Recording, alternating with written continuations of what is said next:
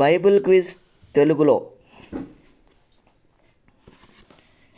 23వ ఎపిసోడ్కు మన ప్రభు అయిన యేసుక్రీస్తు పేరట మీ అందరికీ ప్రేమపూర్వకమైన స్వాగతం, సుస్వాగతం. ఇది బహుమతి అందించే బైబిల్ క్విజ్. ప్రతి నెల 2వ శనివారము మరియు చివరి ఆదివారములలో ఈ బైబిల్ క్విజ్ నిర్వహించబడుతుంది. ప్రశ్నలన్నింటినీ జాగ్రత్తగా విని సమాధానాలను సిద్ధం చేసుకొని ఫోన్ చేసి తెలియజేయడంగా కానీ లేక కామెంట్ బాక్స్లో కామెంట్ చేయడం ద్వారా కానీ మీరు సమాధానాలను తెలియజేయవలసి ఉంటుంది. అన్ని ప్రశ్నలకు సరైన సమాధానం తెలియజేసిన మొదటి వ్యక్తికి 500 రూపాయల బహుమతి అందజేయడం జరుగుతుంది. ఫోన్ చేయవలసిన నంబర్ 95535926673. మీరు మీ ఇంట్లోనే ఉండి మీకున్న బైబిల్ పరిజ్ఞానాన్ని మీకు మీరే పరీక్షించుకోవటానికి, దేవునిలో ఆత్మీయంగా ఎదగటానికి, ఆత్మీయంగా సమయాన్ని సద్వినియోగం చేసుకోవటానికి, మరింత పరిశీలనాత్మకంగా బైబిల్ని చదవడానికి ఈ బైబిల్ క్విజ్ మీకు ఎంతగానో ఉపయోగపడుతుందని ఆకాంక్షిస్తున్నాం. బైబిల్ క్విజ్ తెలుగులో 22వ ఎపిసోడు విజేత ఇంకా ఎవరూ నిర్ణయించబడలేదు. ఈ 22వ ఎపిసోడ్తో పాటు 10వ ఎపిసోడు, 12వ ఎపిసోడు, 17వ ఎపిసోడు, 18వ ఎపిసోడు ఈ ఎపిసోడ్ల విజేతలు కూడా ఇంకా ఎవరూ నిర్ణయించబడలేదు. కాబట్టి క్రొత్తగా మా వీడియోలను చూస్తున్న వారు ఎవరైనా కానీ ఆ ఎపిసోడ్లకు సంబంధించి ప్రశ్నలన్నింటినీ చూసి సమాధానాలు తెలుసుకొని మీరు మాకు తెలియజేసినట్లయితే మీకు బహుమతి అందించడం జరుగుతుంది. గమనించండి, 10వ ఎపిసోడు, 12వ ఎపిసోడు, 17వ ఎపిసోడు, 18వ ఎపిసోడు, 22వ ఎపిసోడు ఈ ఎపిసోడ్లకు ఇంకా ఎవరు విజేతలు నిర్ణయించబడలేదు. కొత్తగా చూస్తున్న వారు ఎవరైనా ఈ ఎపిసోడ్లకు మీరే విజేతలు కావచ్చు. కనుక ఈ ఎపిసోడ్లో అడిగిన ప్రశ్నలకు సమాధానాలను సిద్ధం చేసుకొని దయచేసి మాకు తెలియజేయగలరని మనవి చేస్తున్నాను. ఇక బైబిల్ క్విజ్ 22వ ఎపిసోడ్లో పాల్గొని సమాధానాలు తెలియజేసిన సభ్యులందరికీ హృదయపూర్వకమైన శుభాభినందనలు. బైబిల్ క్విజ్ తెలుగులో 23వ ఎపిసోడ్లోని ప్రధానమైన అంశం లెక్కలకు సంబంధించిన ప్రశ్నలు. ఈ ఎపిసోడ్లో మొత్తం మీకు 24 ప్రశ్నలు ఉంటాయి. యథావిధిగానే మత్తయి, మార్కు, లూకా, యోహాను సువార్తలు మరియు అపోస్తలుల కార్యముల నుండి ఈ ప్రశ్నలన్నింటినీ అడగడం జరిగింది. అభ్యర్థులు ఈ విషయాన్ని గమనించగలరు. దయచేసి గమనించండి, ఒక ప్రశ్నకు ఒక అంకెను మాత్రమే సమాధానంగా తెలియజేయవలసి ఉంటుంది. ప్రశ్నలన్నింటినీ జాగ్రత్తగా విని సమాధానాలు సిద్ధం చేసుకొని తెలియజేస్తారని ఆకాంక్షిస్తున్నాం. ప్రశ్నలు మొదలు పెడుతున్నానండి. 1వ ప్రశ్న, 5 రొట్టెలు, 2 చేపలు, 2 చేపల ముక్కలు ఎన్ని గంపలు మిగిలాయి?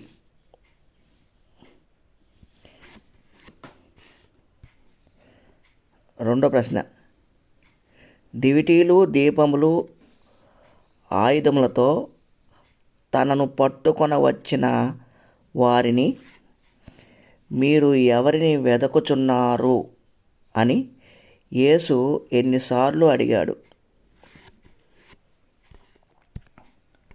మూడో ప్రశ్న, సిరియాకు బయలుదేరక ముందు గ్రీసులో పౌలు ఎన్ని నెలలు గడిపాడు? నాలుగో ప్రశ్న, మగ్దలేనే అనబడిన మరియలో నుండి ఎన్ని దయ్యములు వదిలిపోయాయి? ఐదో ప్రశ్న, ఎన్ని పర్ణశాలలను కడతానని పేతురు యేసుతో చెప్పాడు? ఆరో ప్రశ్న,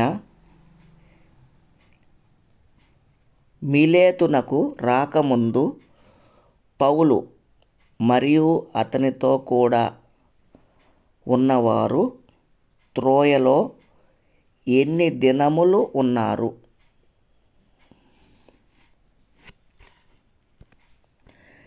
ఏడో ప్రశ్న, విత్తువాని విత్తనములు ఎన్ని చోట్ల పడ్డాయి? ఎనిమిదో ప్రశ్న, ఈయన నా ప్రియకుమారుడు, ఈయన మాట వినుడి అని మేఘములో నుండి వచ్చిన శబ్దమును ఎంతమంది అపోస్తలులు విన్నారు?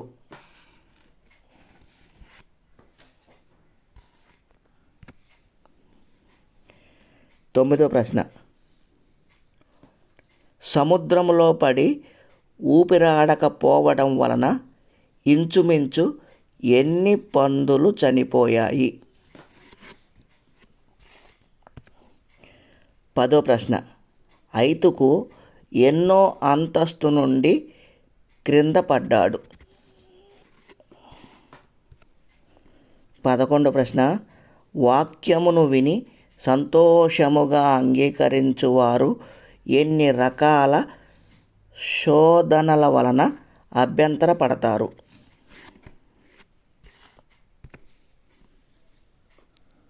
12వ ప్రశ్న, పేతురు ఎన్ని రకాల మనుషులతో కలిసి నిలువబడి చలి కాచుకొన్నాడు?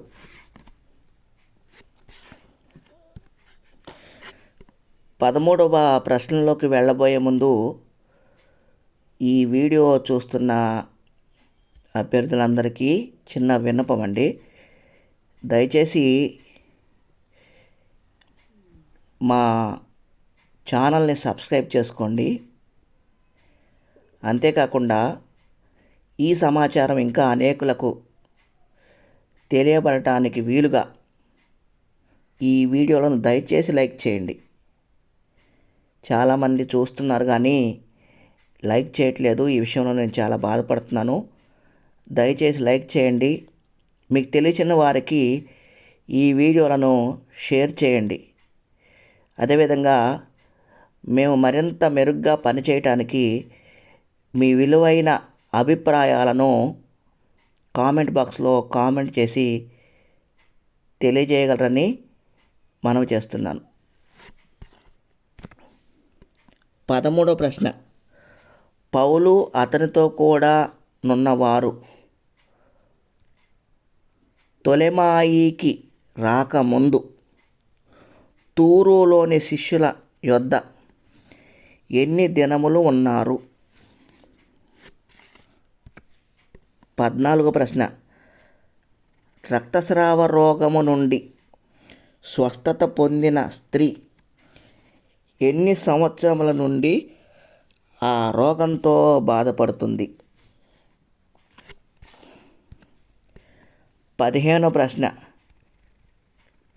యెరూషలేములోని పెద్దలు ఎంతమంది మొక్కుబడి గలవారిని పౌలుతో పాటు దేవాలయములోనికి పంపించారు?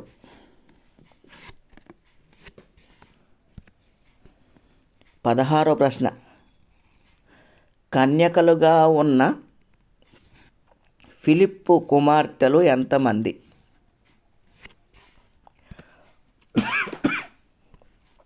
17వ ప్రశ్న, మంచి నేలను పడిన విత్తనములు ఎన్ని విధాలుగా ఫలించాయి?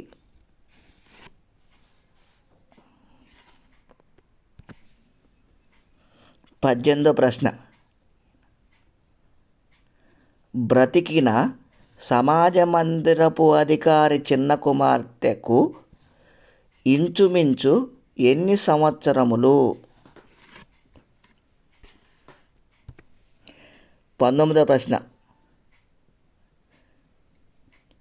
ఐగుప్తియుని చేత రాజద్రోహమునకు రేపబడి అరణ్యమునకు వెంటబెట్టుకొని పోబడిన నరహంతకులైన మనుష్యులు ఎంతమంది? 20వ ప్రశ్న, మనుష్య కుమారుడు తినుచూ త్రాగుచూ రావడం వలన ఎన్ని వర్గాలకు స్నేహితుడని ఆయనను గూర్చి జనులు చెప్పుకున్నారు? 21వ ప్రశ్న, యేసు సీమోనుకు చెప్పిన ఉపమానంలో ఇద్దరు రుణస్థులు కలిపి మొత్తం ఎన్ని దీనారములు అప్పు చేశారు?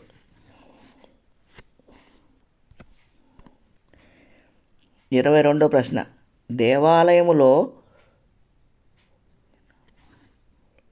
శుద్ధి దినములు నెరవేర్చడం మొదలుపెట్టి ఎన్ని దినములు కావచ్చినప్పుడు ఆసియా నుండి వచ్చిన యూదులు పౌలును గుర్తుపట్టారు? 23వ ప్రశ్న, నా విషయమై అభ్యంతర పడనివాడు ధన్యుడు అని యేసు ఎంతమంది యోహాను దూతలకు చెప్పి పంపాడు?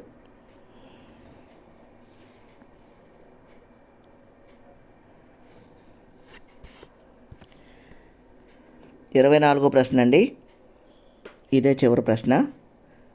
ప్రతి పస్కా పండుగలో ప్రజలు కోరుకున్న ఎంతమంది ఖైదీలను పిలాతు విడుదల చేసేవాడు? ఇవండి మీకు ఇచ్చిన మొత్తం 24 ప్రశ్నలు. ఇంతటితో ఈ బైబిల్ క్విజ్ తెలుగులో 23వ ఎపిసోడు ముగిసింది. తిరిగి జనవరి నెల 2వ శనివారంలో మరలా బైబిల్ క్విజ్ తెలుగులో 24వ ఎపిసోడ్ ప్రారంభించడం జరుగుతుంది. అంతవరకు మీ అందరికీ మన ప్రభు అయిన యేసుక్రీస్తు పేరట వందనములు. నమస్తే.